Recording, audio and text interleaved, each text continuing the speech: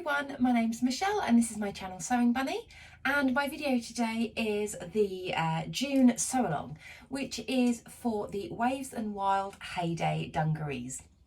So if you had seen my June sewing plans, then you would have seen that this would have been up for a vote for a sew along. Oh, Bentley's awake. And you guys voted for it to be the sew along. So this is a PDF pattern. Hello Bentley. So I have my A0 sheets already printed out, and I've got the instructions and everything on my laptop. Where are you going? What are you doing? So yes, I've got all the details on my laptop. Yes, what are you going to do? Are you going? He's gone. And yeah, so I'm going to go to my laptop. It's just beeped at me telling me I need to do an update. So let's get rid of that. So first things that I'm going to do is I want to check what size I want to make. Now these, sorry, he's howling if you can hear. If there's someone not around, he howls, but yet I bring him in and he goes out.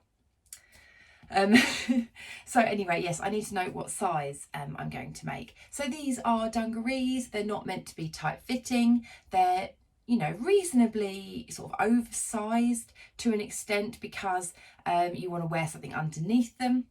So I certainly don't want them too tight, but I don't want them too big to completely swamp my figure. So I'm having a look at the size chart. So my measurements at the moment, I'm a 36 bust, I'm a 30 waist, and I'm about a 41 inch hip. So I'm going to have a look and see what the size recommends. So I'm looking at a size medium. So medium is for a 36 to 38 bust. So I'm on the lower end of that. The size down does go from a 34 to 36. So that means I would then be at the top of that bracket. So I need to decide whether a small or medium. And then if I look at the size medium for the waist, it's 30 to 32. So again, I'm on the smaller side of the medium. The size small is a 28 to 30. So again, I'm the larger end of the small. And then if I look at the hips for the medium, it's a 39 to 41. I'm at the top end of that, but the small is 37 to 39. And that is too small for me. And I think the most important thing with this pattern is your hip measurement, because you've got to think these dungarees, you're going to be pulling them on up over your hips, and then it's just going to be obviously the bib and the back sections for the top. So for me, the medium, I have to go for the medium on my hips because that will go over my hips. If I go for a small, that's going to be really tight going over, and I don't want them looking too tight over the hips. So I'm going to go for a size medium.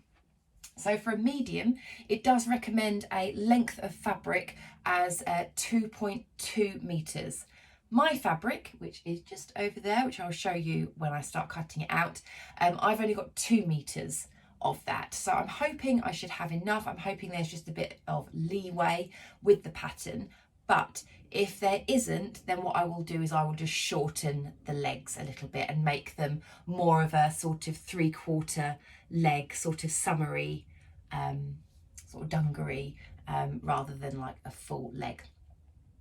So first things first is, as I say, I've done my A0 sheets. Now I know that some people have asked me before where I get my A0 sheets printed. There are so many places you can get them printed. There are so many. And to be honest, I do tend to, you know, change around. I don't tend to stick with one necessarily in particular. But I'd probably say the one that I most use is Plan Printing 24. I will link them down below. I personally find they are the cheapest if you're printing in bulk. So what I tend to do is I save a whole load of PDFs. I have maybe about 6 or 7 PDFs, and I will put them all together because I personally find that's the cheapest option. There are so many others, so I mean, by all means, shop around. You can get ones on different paper, you can get ones on like tissue. There are so many different ones, but that's just my preference, which I know a few people have asked me before. So I'm going to get tracing this. As I've mentioned probably in my other sew-alongs, if you have watched those, I am team trace and that is because I like to keep my patterns not cut out unless they're really sort of simple ones, because just in case I want to make it again, but you know, make a different size or grade between sizes, or even make for other people. So I team trace. So I'm going to get tracing the size medium, and I will put you on a fast forward just so you can see through that.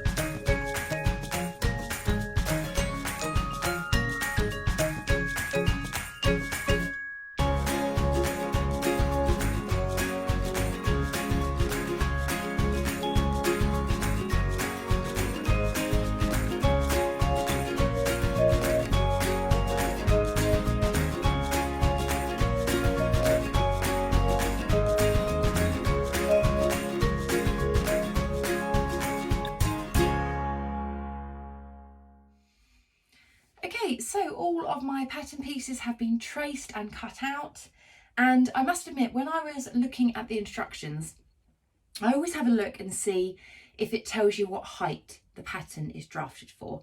This pattern is drafted for somebody of about 5'5". I'm 5'8". So I was immediately thinking, okay, I'm going to need to maybe lengthen the pattern. Now I know I mentioned I've only got 2 meters of the fabric, which is slightly shorter than it recommends, but I just kind of think about these things, you know, just to think, well, if I can squeeze it out, can I add more at the bottom? But actually, when I was holding this up against me, the legs actually look like they are quite a good length on me. And I do believe that is because I'll insert a picture of the stock image. You can see at the bottom, they've rolled up to make sort of cuffs on the bottom. So I think at that sort of length, that's kind of like your ideal, probably like 5'5", how it's going to look on. Now I do like the look of that rolled up cuff, but for me it'd probably be maybe a little bit higher on my leg, which I don't mind at all. As I say, I'm quite flexible with how I want this pattern to look. But what I will try and do is, if that fabric is long enough for all my pattern pieces as a whole, if there is anything to play with, I might try and see if I can add on maybe an inch or 2 at the bottom, just to try and get more of that look that it's got in the picture of when it's kind of rolled up. Because yeah, it's nice having the option, I think, to have either it you know, fully, you know, long leg, or that nice sort of rolled up look. So all I did was just grab my front piece. I kind of turned over where I kind of thought the bib sort of may start, you know, up to where I think it would be about here.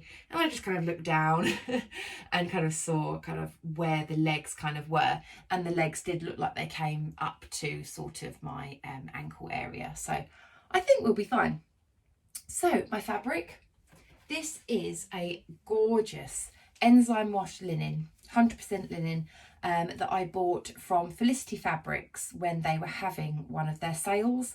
I got this at such a good price. They really, like, I think, you know, some of the stuff was up to like 70% off, I think. So this was such a good buy. So I'm so happy that I managed to nab some of this. And it's this beautiful dusky pink colour, which I think is just beautiful for like summer dungarees. I think it'd be absolutely lovely. So yes, as I say, I've got 2 meters of this, so I'm going to try and make sure that all of my pattern pieces are nicely placed on here so that I get the most out of my fabric. And yes, I will pop you on a fast forward again so you can see me doing that.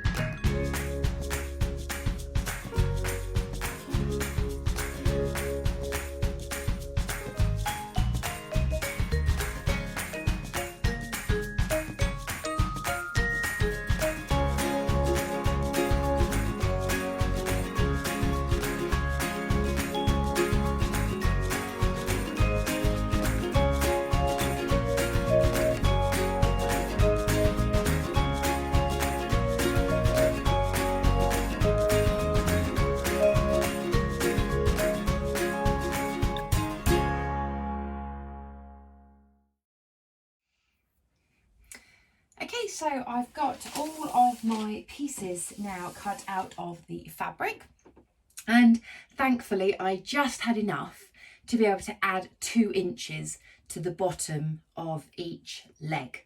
So I'm really pleased with that. Yes, 2 meters for a size medium.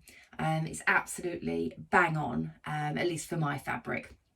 I think my fabric might have been about 135, I think, width, and so because I haven't got a directional print, I was able to obviously move the legs, you know, so one going that way, one going that way, if that kind of makes sense, for the front and back pieces. So really happy that I managed to get the full pattern pieces plus the extra on the leg out of that fabric. I also have cut out some interfacing. Now on the instructions it doesn't say you necessarily need interfacing. It says if it's maybe a more lightweight fabric or an open weave fabric, you might want to use interfacing. Now the reason why I'm using interfacing is my fabric is certainly heavy enough because it's 100% linen, but what I find is if I've got something with straps on, that's going to be something which I'm getting the most sort of wear out of, and I want that to be quite you know, sort of sturdy. So I don't really want that sort of like, you know, where it sort of really wrinkles up or anything like that, or gets a bit flimsy, because linen over time, even though it feels quite stiff now, once you wash it a few times, then it really softens up. So that's why I want to use interfacing. So I've interfaced or I've cut out the interfacing for the straps, and also along the top part of the bib and the back part of the bib, sort of at the back, if you will, as per what the instructions say, just by doing like a 10 centimetre sort of bit there. So the first step is I'm going to actually go out to the ironing board and I'm going to apply that interfacing. My fabric, I have no idea if there's a right and a wrong side. It's linen, it looks exactly the same on both sides, so it doesn't matter too much for me. But yes, I'm going to apply that interfacing and then I'll come back to you. So my interfacing is done. So I've interfaced both of the straps, and then also just at the top pieces of, as I said, the front bib and the back bib. So the instructions say to work on the straps first, so let me just get those ready. Okay, so I've got my strap here, and I've got it with the wrong side up, so you can see my interfacing. First things first is it's saying to press one of the short edges down by 3/8 of an inch. So I'm going to go to my ironing board and give that a good press. Once you've pressed that, you then fold the whole thing in half lengthways. So the whole thing in half all the way along, and again give that a really nice press down that side. And then what you want to do is open it back up, leaving this folded edge down, and then you want to fold each of the long ends back again in on itself about 3/4 of the way in, so you're left with a very small gap. I'm just demonstrating sort of roughly how that would sort of look. I hope you can see that. I will obviously show you it once I've finished pressing it, but that's what I'm going to do now. I'm going to go to the iron and give that a good press. All right, so I have pressed my straps. So just to show you what I've done, so initially I folded down that short edge by 3/8 of an inch or 1 centimetre. Then I folded the whole thing in half and then pressed it down the long end, and then folded the pieces, the long pieces, in on itself, leaving a little bit of a gap there in the middle, and then folding it all together to then create the strap.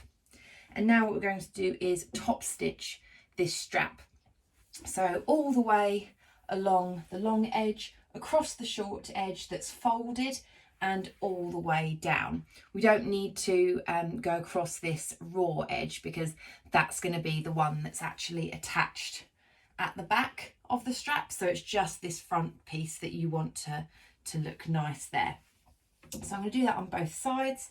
What I do is I'm just going to pop some clips in just to keep it all closed, so it goes through my machine all nice and even. So just pop a couple of clips in there, and then on my machine I've got one of the edge like feet, which if I just take it off of the machine just for a second.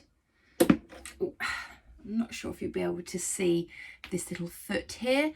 It's got this bit that sort of sticks out so that you can pop the fabric right up to this little notchy bit here, and so you can then run along. You just then need to move your needle position just over slightly to get a nice finish on that. So if you do have one of these feet, then that's definitely the best one to use.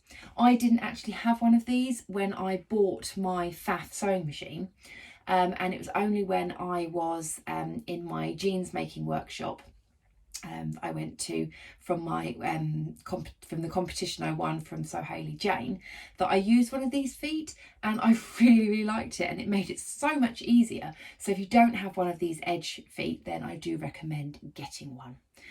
Stuart bought me this for my birthday, so yeah, I have one now. So yes, I'm going to get those all top stitched, and then I'll come back and show you what that looks like.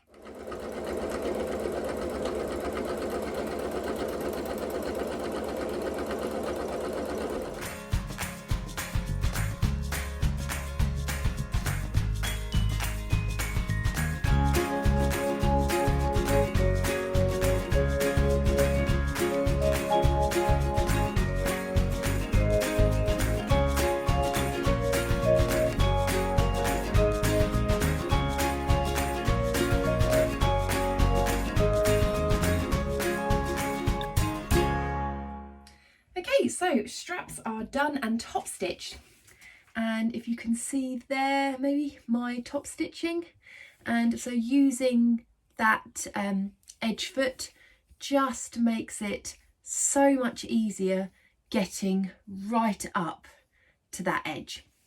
So as I say, if your machine didn't come with an edge foot, really do recommend getting one, because I've never used one, as I said, prior to my jeans making workshop, and I don't know why I didn't know about them sooner. It makes top stitching so much easier. Okay, so those straps are done. Now we are moving on to the little loops at the top of the bib. There is also an option for a buttonhole. I'm not interested in making that version. I actually really like the little loops to tie the straps through, so that's the version I'm doing. So I'm going to grab those little loop pieces. So these pieces, I haven't interfaced these. The pattern I don't think called for interfacing these. I don't think it's required. So more or less the same as the straps in the way that we fold them, all apart from folding over that one short edge. You don't need to do that. Instead, you just need to fold the whole thing in half and press it, and then halve again, so you bring the two bits in on itself, leaving a little bit of a gap to then be able to fold in half, just like you did with the straps. So I'm going to go out to the ironing board and do that. So there we go. Again, I've just pressed that, so you can see I folded it in half, and then I folded in those edges, leaving that gap in the middle, and then folding it over. So now we just need to do top stitching again. We don't need to top stitch along any of the short edges. It's just 2 lines down the edge.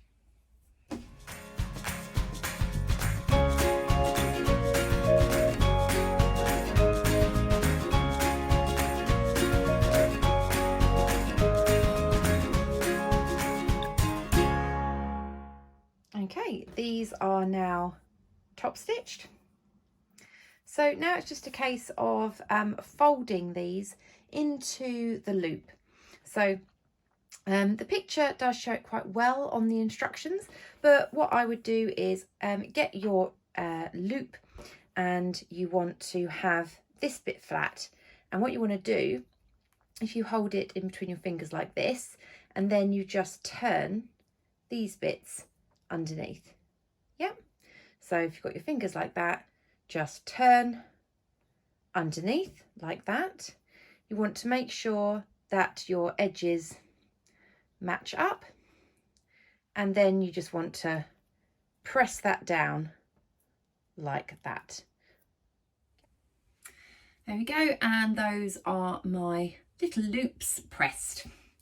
So I can now pop those to one side, as well as my straps. Okay, so we are now on to the pockets. So there are 4 pockets, 2 for the front, 2 for the back. I'm just going to grab one of the pocket pieces, and let me just double check. So we are doing, right, so we are doing the top edge of the pocket. You'll know that's the top edge because the bottom has those little diagonal cuts, making it look like it's slightly curved. So at the top, if you've got the wrong side of the fabric facing you, you want to fold down 1 centimetre on the top, and you want to press that. Once that's pressed, you want to fold it over again by 2.5 centimetres, so you're enclosing in that raw seam and creating almost like a sort of hem to the pocket. And then you want to top stitch that reasonably near to the edge of that fold, and you want to press that down and top stitch it down. So I'm going to do that, and then I will show you what that looks like. Okay, so that's all of my pockets now folded and also top stitched from the inside. So you can see there I've tried to get as close to the edge as I can.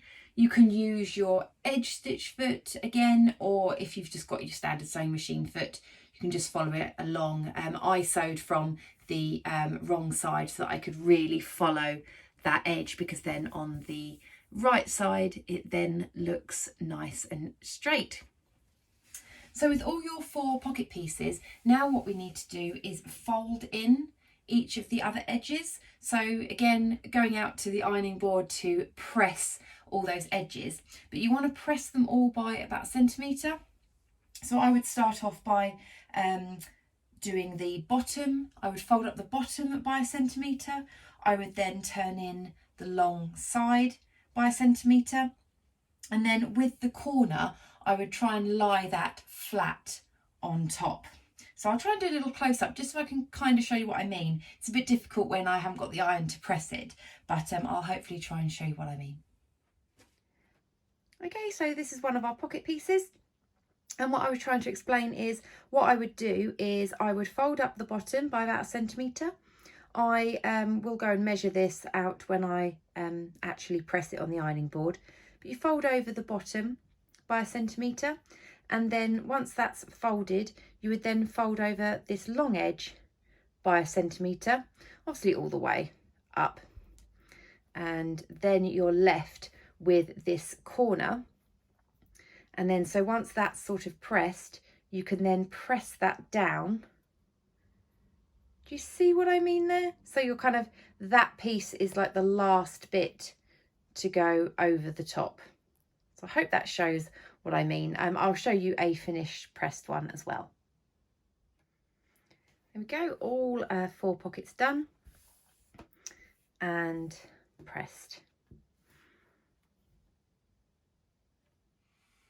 Okay, so what we want to do now is attach these pockets to our front and back pieces. So I will grab the front piece and show you how that bit's done. Okay, so I've got my 2 front pieces with the right side up, and what I want to do is, if you're going to stay there, I want to draw this line here onto the pattern. So you can just about see there, this is my pocket marking. That's what I want to transfer onto the pattern. Now what I do with that is I would do a series of like little pin pricks in my paper, use a chalk pen to dot them and then draw the lines up. So that's what I'm going to do. Okay, so first off I want to transfer this line. So I'm going to get a pin and I'm just going to make a series of marks.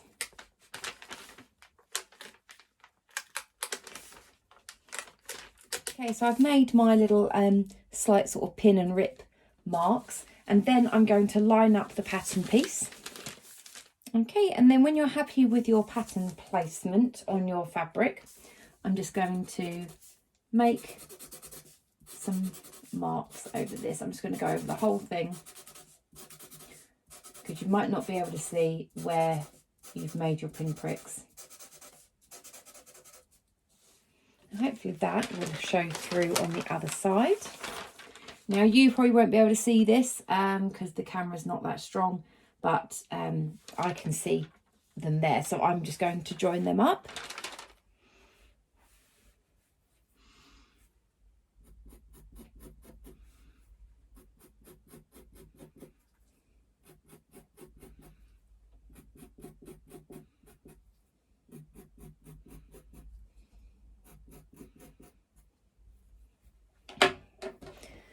So I'm not sure if you will be able to see that green line. I have no idea looking at this angle if you can see it or not. If not, I will do a little close-up picture for you. But with this green line that I've created, you want to grab, oh, if I can grab one, grab a pocket, and you just want to line up that line with the top of your pocket. And then you just want to grab some pins and then you want to pin this all in place. So you want to do that for each piece. So you've got 2 front pieces and 2 back pieces, both with that line for the pocket, and you want to pin your pockets into place and then we'll top stitch them down.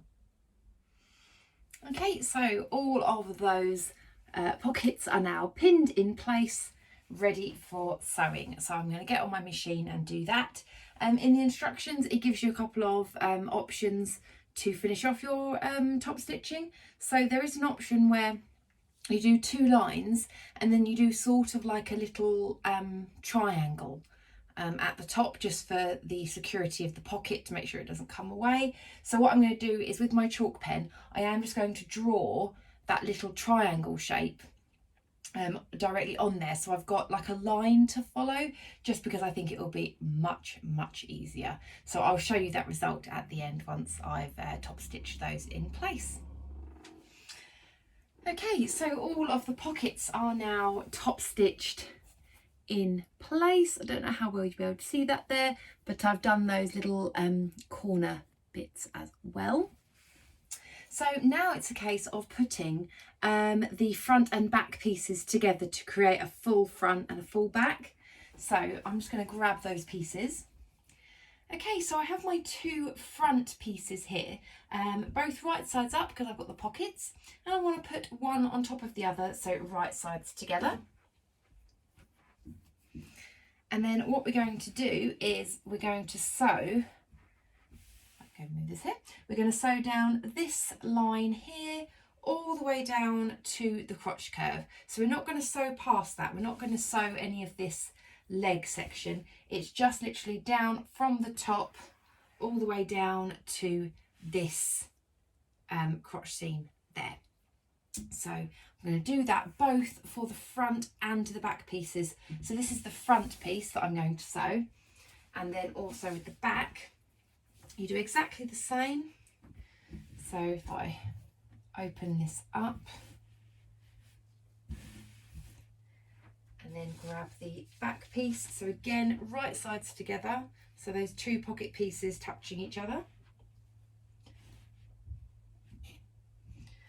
line up that section at the back with the crotch seam there, and again you're going to sew all the way down to this section, not going down to the legs, just this bit here. So that's for both of those, and then you'll have a front piece and a back piece.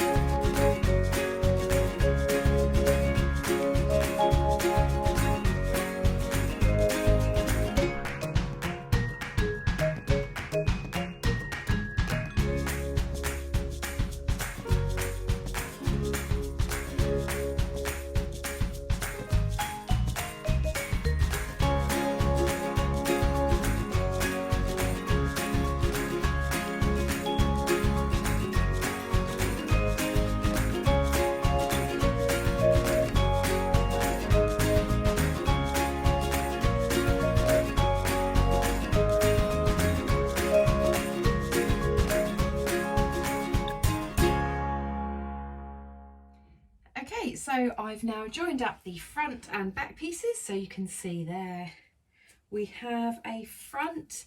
Really liking these pockets. really like it, and the legs length is looking absolutely fabulous. So what I've done is I've gone out and I've pressed this seam allowance to one side. You may have also noticed that I've overlocked as well. It does say in the instructions to finish off your seams once you've sewn them, so I've chosen to overlock them. You can do a zigzag stitch, you can do pinking shears, whatever you would like to do, but I personally like to overlock, especially with linen, because linen can fray quite a bit. So what I'm going to do is, now that I've pressed that seam allowance, I'm going to top stitch it down. So on the right side, I'm going to top stitch. So I'm just going to do it reasonably near the seam. I don't want to make it too far apart, but I'm just going to top stitch all of that seam, as well as the back one as well. So I'll do that and then show you what that looks like.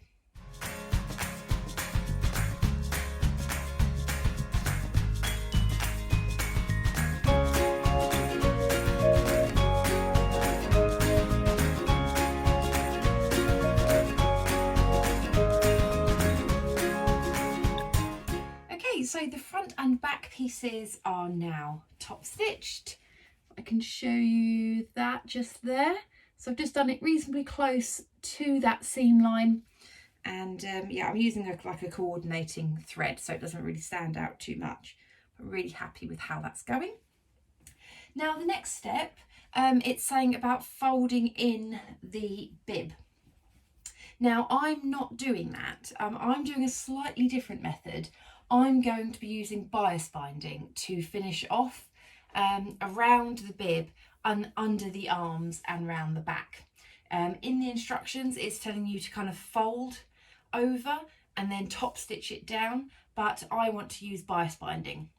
And that's because when I saw Hayley from So Hayley Jane, she was wearing some Heyday dungarees in a gorgeous sort of greeny blue linen. They looked absolutely gorgeous, and I said to her, I was like, they look absolutely amazing.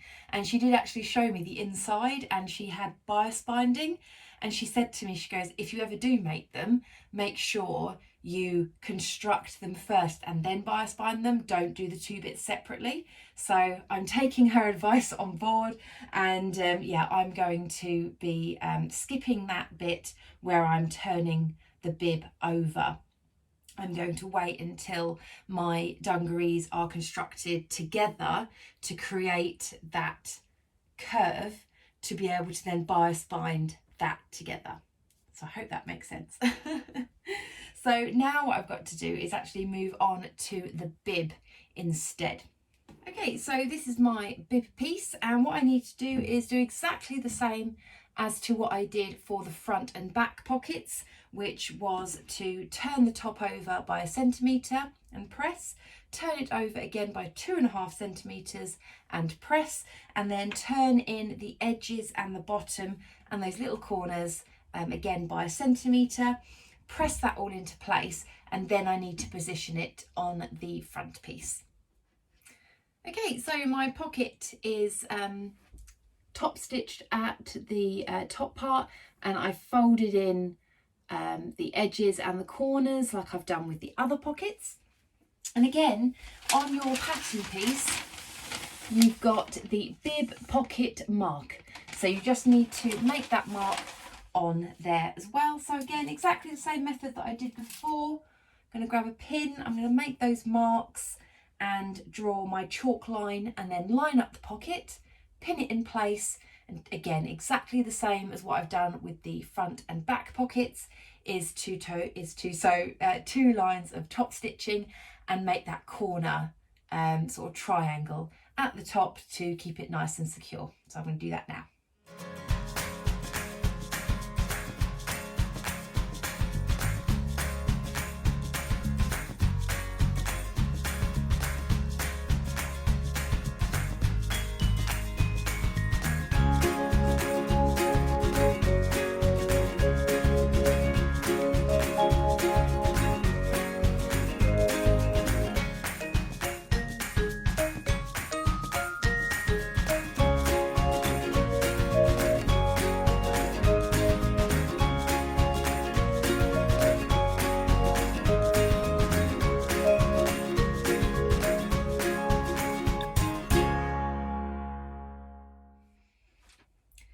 Okay, so my pocket on the front is now in place. So just like the front and back pockets, I've done exactly the same by top stitching that down. Now in the instructions, again, I'm going to change what I'm doing because in the instructions it does say to turn the front of the bibs at the top over, get the straps all put on and everything like that. But again, because I'm doing bias binding, I'm going to skip that step and go back to it once I've done the bias binding. So to do that, I now need to put the front and back pieces together. So I've already got my front piece here, so I'm just going to grab my back piece. Okay, so I've got my back piece, and I'm going to put this right sides together. And the bits that you want to line up is just the side seams, so don't worry about up here, it's just the side seams down here. They're the bits you want to line up, so it's basically from here all the way down the leg, and then that means I can create that bias bind finish. So I'm just going to line those up, pin and sew and overlock, and then once I've done that I can then do the bias binding.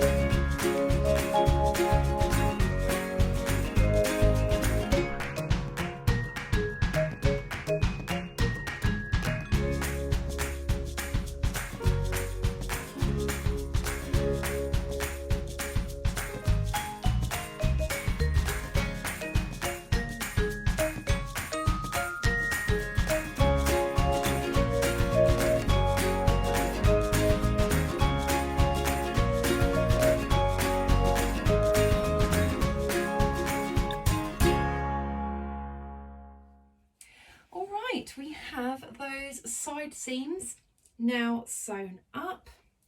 So if I open it out, you can then see here, we've got that connecting piece now to be able to pop the bias binding on.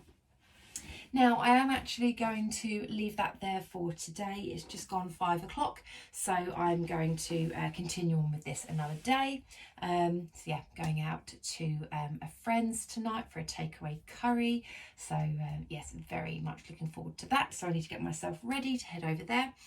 And yes, I will continue on with this in the next part of the sew along. Hi everybody, welcome to day 2 of the sew along. So I'm hoping I might be able to get the majority of this finished today, but I'm actually filming this after work, so it's nearly 6 o'clock.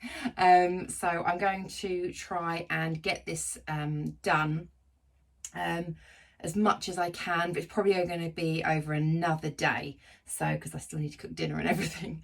I kind of run out of weekends in June to kind of finish this. So, yeah, I'll do as much as I can today. Right, where were we? Now, at the moment, my laptop is doing updates, so I can't actually view what the next step is on there, but I know what my next step was due to be, is because it is the bias binding of the side seams. So when I spoke to you last, I had just finished off, if you can see here. So this is inside out, but obviously that's my front piece and my back piece, and they're now joined up. So I haven't done any of the instructions about doing any of the straps yet. So now I'm going to be doing the bias binding. And as I said, I'm just doing the bias binding around sort of under the arms. And the bias binding that I'm using, it's absolutely perfect match here. This is some of the Specky Seamstress bias tape, and I will link her shop down below because I love her bias tape. And this one is this lovely pink that says made to measure with these hearts on. And I thought, how nice does that pink go with my pink dungarees? Absolutely love it. So I'm going to apply the bias binding. I'll do a little close-up so you can see how I do it. Okay, so this is how I apply my bias binding. So first off, you've got to kind of think, well, especially with this bias binding, you can see it's a directional. So it's a case of, well, where do I want the made to measure and the hearts showing? Do I want it when, bearing in mind this is the inside, do I want it facing towards me, or do I want it facing out? So for me personally, I want it facing towards me so that when I'm wearing it, I can kind of look at it and read it myself. So that means that I want it facing in that direction if I was to be looking at it from the inside on here. So it's just a case of making sure that you attach the right edge of the folded part of the bias tape onto the right side of the fabric. So for instance, if I turn this to the right side, I know that I want this facing this way on the inside. So I want that on the inside. I'm really hoping that makes sense. So that means what I want to do is attach this part of the binding there to the outside. And then that means if I was just to pop a pin in very, very quickly, because I always do this as a quick check, it means that when I turn it to the inside, that then I know it's facing the right way. So I hope that makes sense there. So now that I know that that's the side that I need to pin down, I'm going to carry on pinning all the way around this curve. I just thought I would show you just how I pin my bias binding, especially around a curve. Now, the most important thing that I can say is don't stretch your bias binding. It doesn't matter if it's a bit loose, because when you pull it, it will stretch. So just very relaxedly, like, you know, loosely pin it there. So again, don't stretch the bias binding, just rest it up nicely. It doesn't need to be really flush, because when you iron it on the other side, just having that little bit of give just makes it a lot easier. Okay, so there we go. I've pinned it on both sides there. So obviously this is the right side that I've pinned. So you pin it right sides together. And then once you've sewn it, when you turn it in, then I know that's going to be facing the right direction for me. So sorry, it's quite difficult to show because obviously the fabric looks the same on the wrong side and the right side. But as long as you make sure that, as I say, I find it easier working with the inside out, so that then I know that when I'm turning it in, it's going to be the way I want it to. So now I'm going to take this to the machine and I'm going to sew along that fold line. I don't know if you'll be able to see, but just the line of that fold, I'm going to sew all the way down that.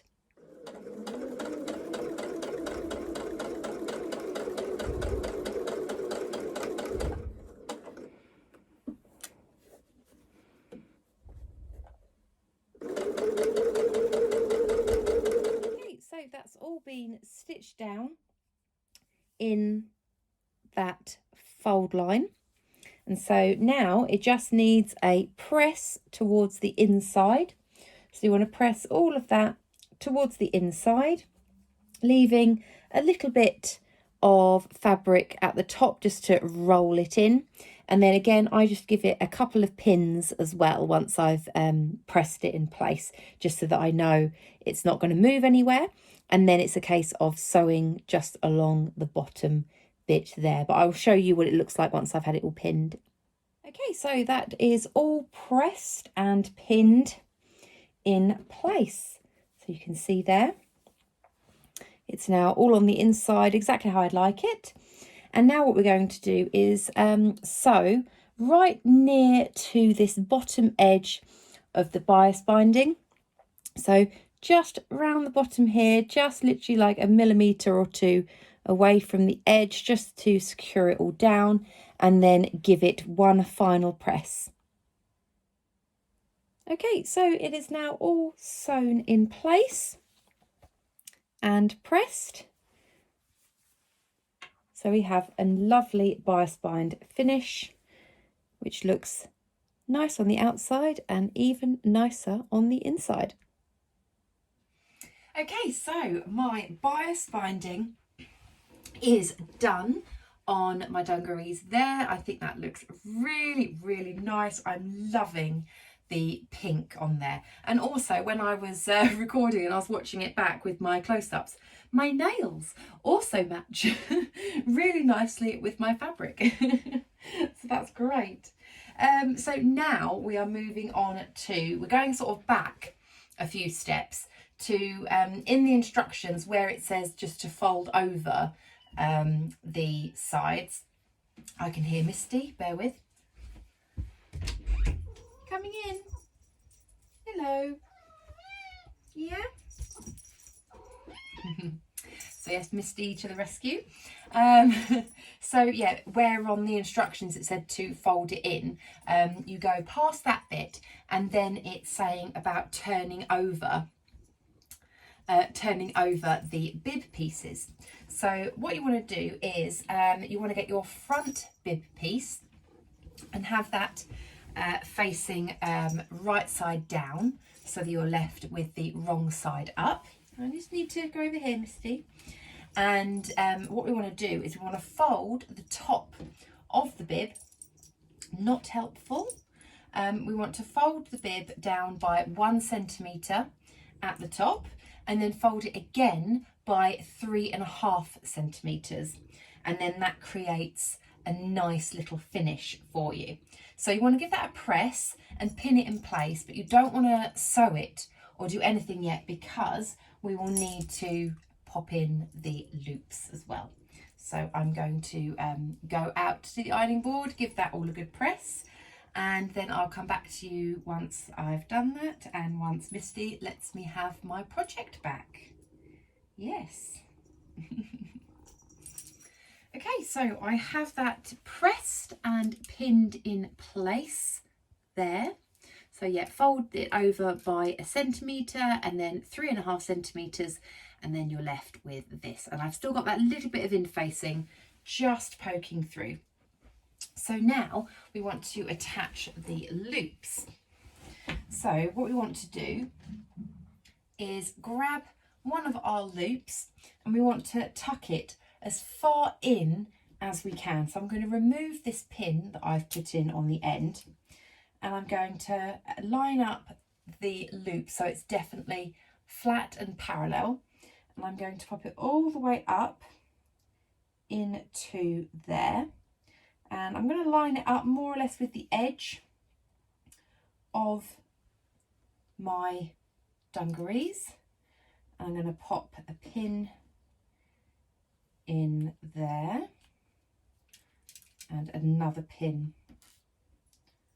next to that as well. Just reposition that one a little bit. So there are quite thick layers going on here.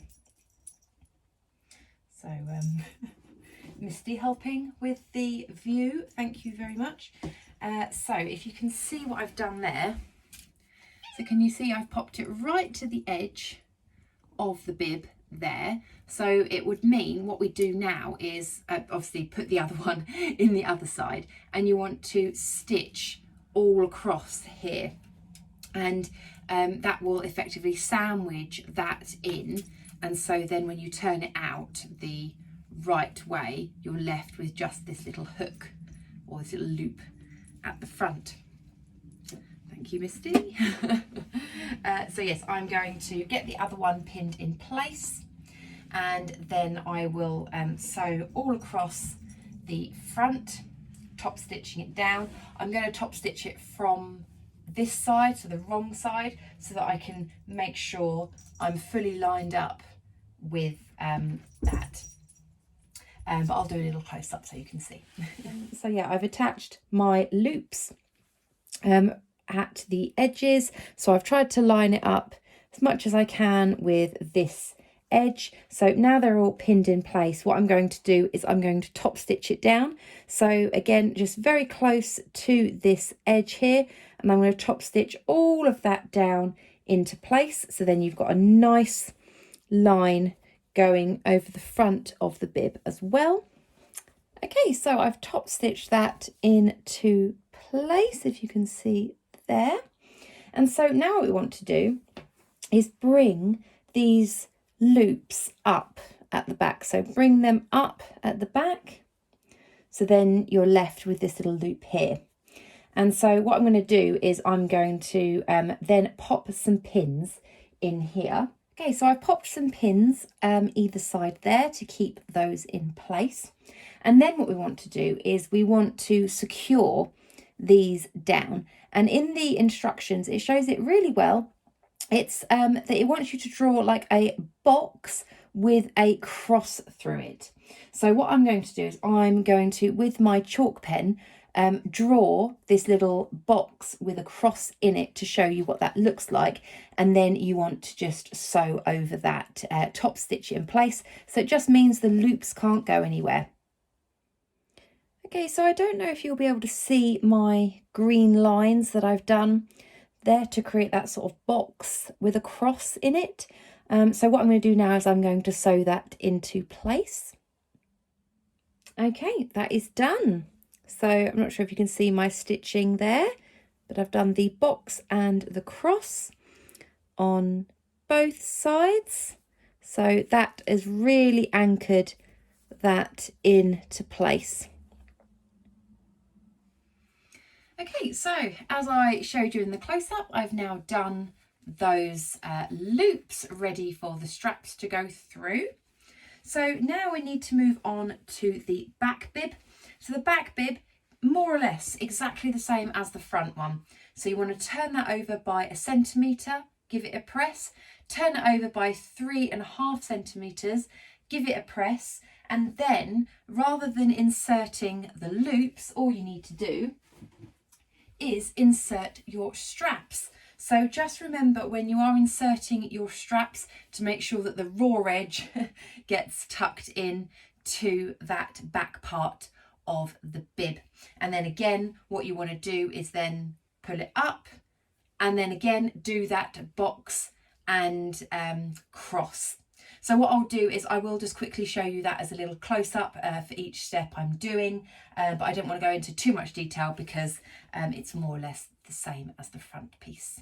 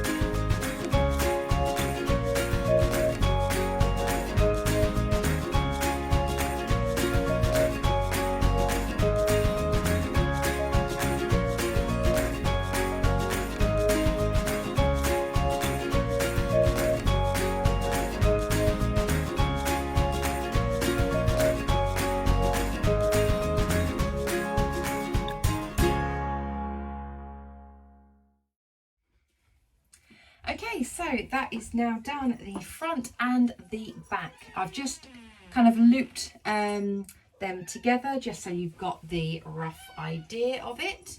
You can probably hear Misty again. But yeah, it's looking really, really nice. So now it means we can actually sew up the leg seams now. So we need to turn the whole thing inside out. Yes. So turn the whole thing inside out. Yes. Don't worry, I'm nearly done, and then you can have as many cuddles as you like. That's the front. Yes. Okay, so to get the legs sewn together, if you just lie out your bottom of your trousers, hopefully I can get it all in.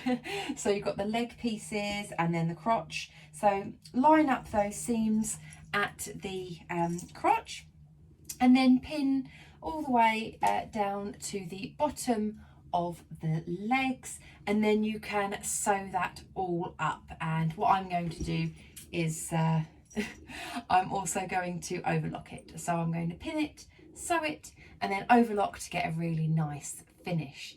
And then once we've done that, we're just then onto the hem and then onto the home stretch, aren't we? Yeah, I know. Do you like my dungarees? Yeah.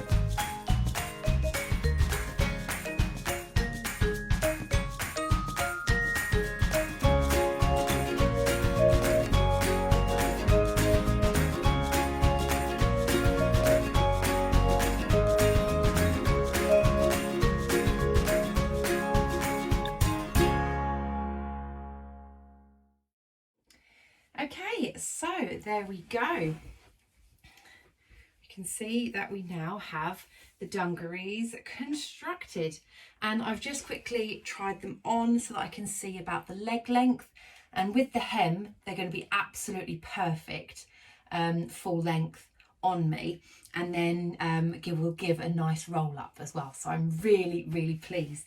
I really like it, and actually with the top that I'm wearing, it goes really nicely. So yeah, when I try it on in a minute for you guys, then you'll be able to see that. So we are on the last bit. We are just needing to hem the legs now. So grab those. So what we need to do on the hem is just quite simply fold up by 1 centimetre on the hem, give it a press, and then turn up by 2.5 centimetres, press that down, and then just simply top stitch them into place. So I'm going to do that now, and then I will come back to you and show you what it looks like on. Okay, so they are finished. I'm really pleased with them. I'm so happy with how they've turned out.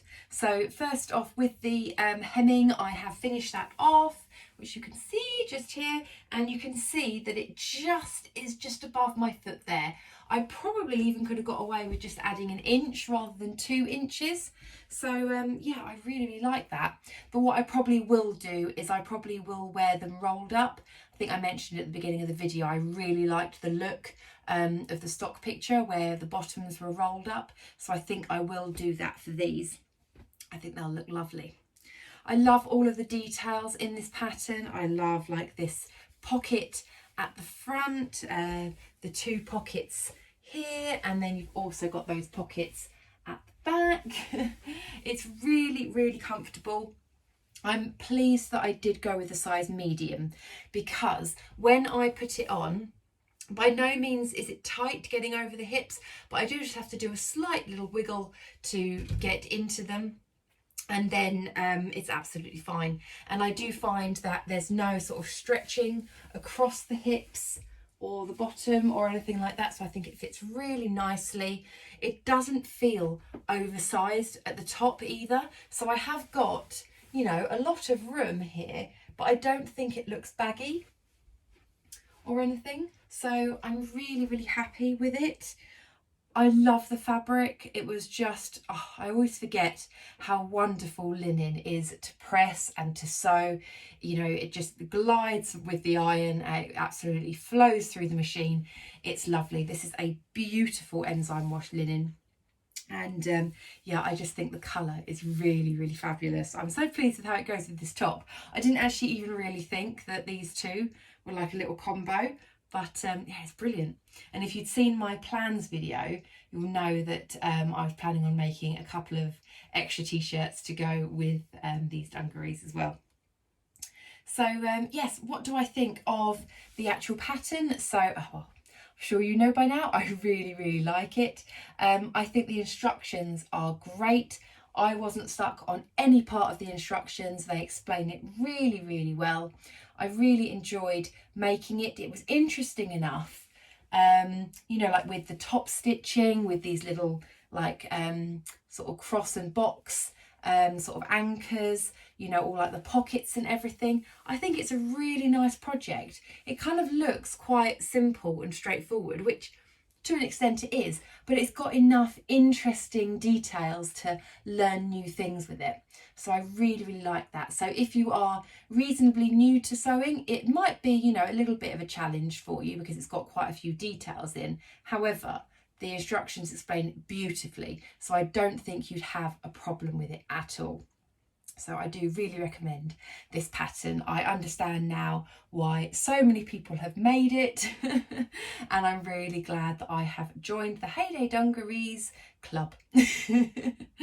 So what I will do is I will insert some footage of me doing like a twirl, so you can see, you know, full head to toe of it, plus some close-ups on some of the details. I can't record that tonight because it's dark outside and I'm thinking it's probably best for you to see this actually out in the daylight. So I will see what time I get home from work tomorrow and I'll see if I can do some twirls, but I'll add that in at the end of the video. So I really hope that you enjoyed watching. If you did, then please do give me a thumbs up. If you haven't subscribed already, it would be lovely if you could. And also, if this sew along has been helpful for you and you do want to give me a little bit of a thank you, then I do have a Ko-fi account. So if you wanted to buy me a cup of tea as a little thank you, then it would be very much appreciated, but obviously no obligation to do so. It's only if you would like to. Okay, so I will insert those twirls now, and yes, I will speak to you very soon in my next video. Take care, everybody. Bye.